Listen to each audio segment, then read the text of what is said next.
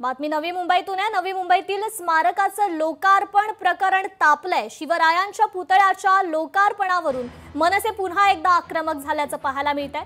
स्मारकाचं लोकार्पण लवकरात लवकर करण्याची मनसेची मागणी आहे, अन्यथा मनसे पुन्हा लोकार्पण करेल असा इशारा आता मनसेनं दिलेला आहे।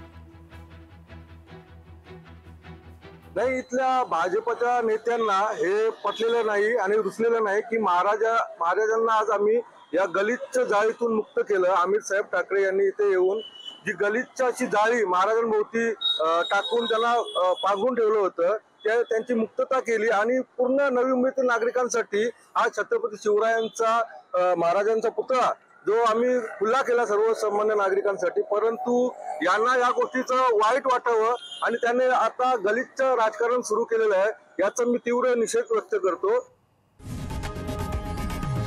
लोकशाही मराठी ऐका, पहा, जागरूक रहा।